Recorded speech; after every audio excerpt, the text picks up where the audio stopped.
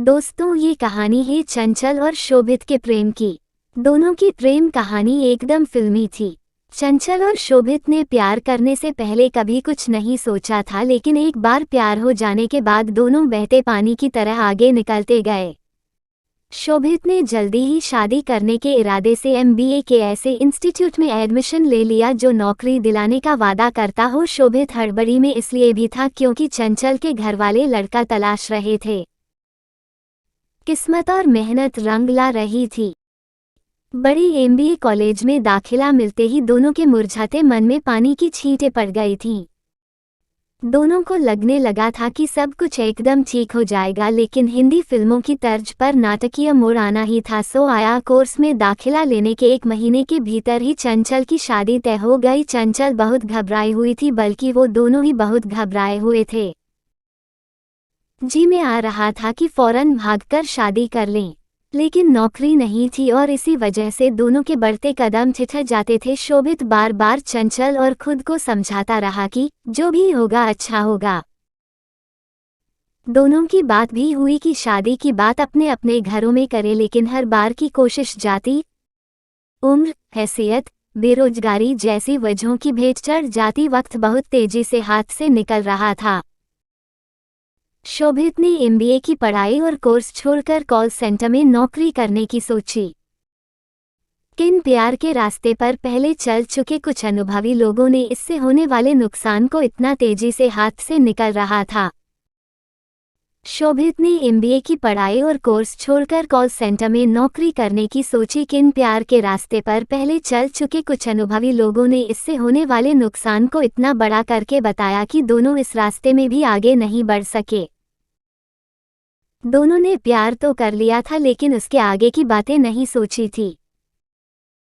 यही वजह थी कि प्यार के सफ़र पर निकल जाने के बाद बात शादी की आ रही थी, तो कभी चंचल को अपने भाई बहन की शादी का डर सता रहा था, तो कभी शोभित को परिवार की इज्जत और भविष्य की चिंताओं का काला खौफ।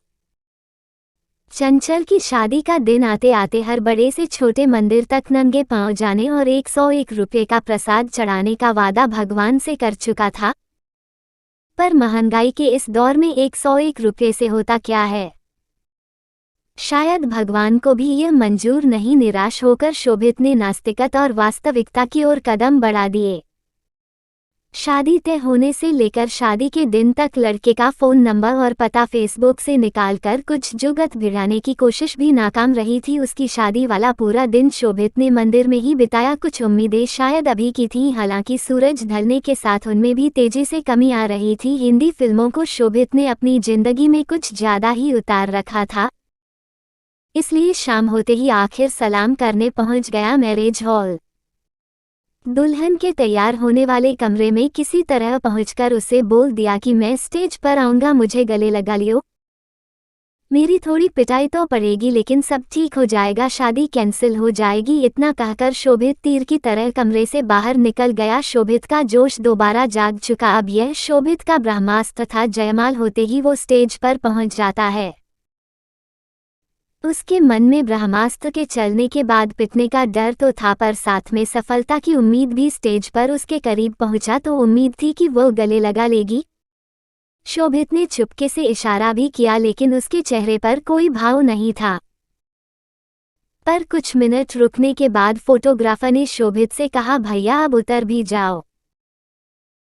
एक झटके में शोभित अपनी सपनीली फिल्मी दुनिया से हकीकत में आ चुका था। चंचल किसी दूसरे की जिंदगी बन चुकी थी। लौटने के बाद एकटक पत्थर सी आंख लिए शोभित रियल लाइफ से निकलकर अपनी जिंदगी की फिल्म रिवाइंड होते हुए देख रहा था। बस शोभित का साथ देने के लिए चंचल नहीं, उसके नमकीन मैले आंसू और यादें साथ थीं। आपको हमारी यह स्टोरी अच्छी लगी हो तो प्लीज़ अपने दोस्तों के साथ भी शेयर करें। धन्यवाद।